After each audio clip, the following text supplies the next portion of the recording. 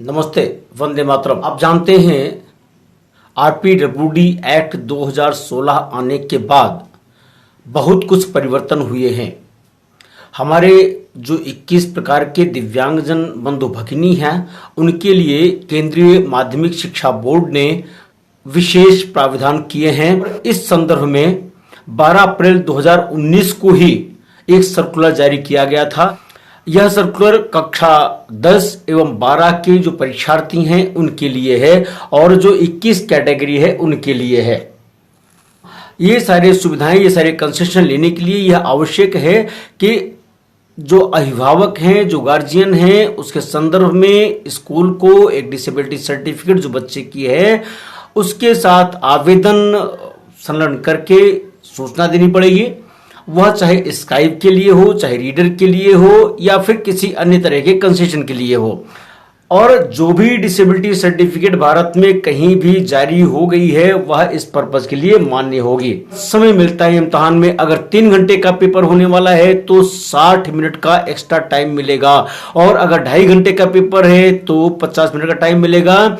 जबकि 2 घंटे का पेपर होने पर 40 मिनट का और अगर 1.5 घंटे का पेपर हो रहा है तो 30 मिनट का टाइम मिलेगा, एक्स्ट्रा टाइम है। परंतु स्काइप के लिए जो नियम है वो स्वयं स्काइप की व्यवस्था करेंगे, रीडर की व्यवस्था करेंगे या इंस्टीट्यूट करेगा। और अगर आप स्वयं ऐसा करना चाह रहे हैं कि आपका स्क्राइब होगा तो आपको उस स्क्राइब की डिटेल देनी होगी उस इंस्टीट्यूट को अपने एकेडमिक सेशन की शुरुआत में ही। आपको सिर्फ रीडर की जरूरत है, स्क्राइब की जरूरत नहीं है, तो आप रीडर भी ले सकते हैं लेकिन स्क्राइब आप नहीं रख पाएंगे। आप प्रत्येक पेपर के लिए अलग अलग स्क्राइब रख सकते हैं जैसा कि नियमों में भी है। स्क्राइब अगर आप ले जा रहे हैं तो एक क्लास नीचे का होना चाहिए। जैसे आप कक्षा 12 का इम्तिहान देने जा रहे हैं 12th स्टैंडर्ड का, तो उससे 1 क्लास बिलो यानी 11th का हो, 10th का हो, उसकी एजुकेशन इतनी होनी चाहिए तभी उसको स्क्राइब के लिए वो अलाउ करेंगे।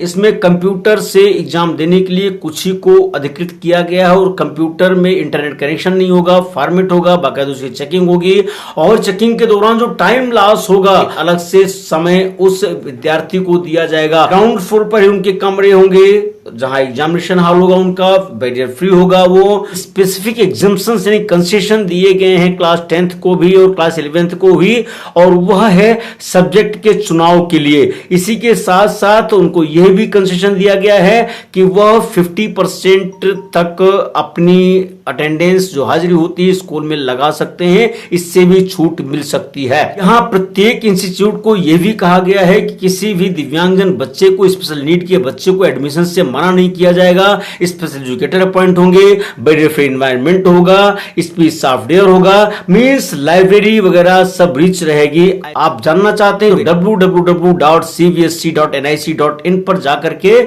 आप स्वयं भी देख सकते हैं। न्यू सर्कुलर्स वो जारी करते रहते हैं जैसी जरूरत होती है उसके मुताबिक। विद्यालय में जितने भी दिव्यांगजन बच्चे होंगे, जितने भी स्पेशल नीड के बच्चे होंगे, सबके गार्जियंस की एप्लीकेशन एक साथ लेकर के, एक साथ कंपाइल करके टेबलेट फॉर्म में उसको रीजनल ऑफिस को भेज दिया जाएगा। रीजनल ऑफिस को एग्जामिन करेगा, एग्जामिन करने के बाद जैसा वो समझेंगे उसको रिकॉर्ड करेंगे और उसको अलाउ कर देंगे।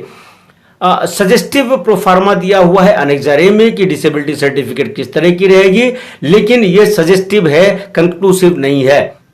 इसी फॉर्मेट में आपको अपना एप्लीकेशन देना होता है प्रिंसिपल को, चाहे लेप्रोसी अफेक्टेड है, चाहे सेरेब्रल पैल्सी के लोग हैं, चाहे ड्वार्फिज्म के हैं, चाहे मस्कुलर डिस्ट्रॉफी के हैं, चाहे एसिड अटैक विक्टिम हैं, सबको सुविधाएं मिलने जा रही हैं। चाहे लो विजन के हैं, चाहे ब्लाइंडनेस के हैं, सबको सुविधाएं हैं ये।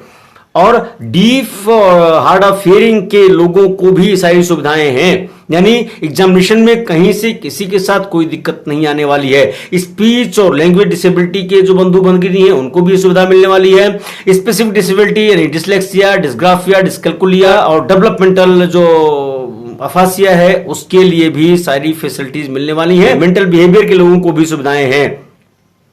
जो ब्लड डिसऑर्डर के लोग हैं, चाहे हीमोफीलिया के हों, चाहे थैलेसीमिया के हों, चाहे सिकल सेल डिजीज से पीड़ित हों, चाहे मल्टीपल स्क्लेरोसिस हो, चाहे पार्किंसन डिजीज हो, जितने भी बंधु हैं सबको एग्जामिनेशन में एग्जाम्पशंस हैं, सुविधाएं हैं, स्क्राइब की सुविधा है, टाइम की भी सुविधा है। ये तो मल्टीपल डिसेबिलिटी की हम बात करने जा रहे हैं।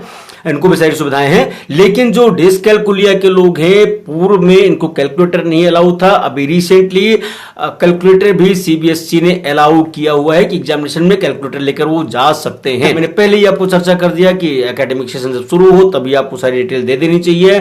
जो स्टूडेंट्स हैं, उनके पेरेंट्स हैं, रिक्वेस्ट 7 जुलाई तक दे देनी चाहिए। लेकिन चूंकि इधर पेंडेमिक का सेशन रहा है, इसलिए एग्जाम्शंस हर जगह हुई है, लेटर बेस पर जारी हुए टाइम टू टाइम, आप उनका अवलोकन कर सकते हैं। इस तरह से आप इन सारी सुविधाओं का फायदा उठा करके बच्चे को अच्छी तरह से एग्जाम में सफलता दिलवा सकते हैं।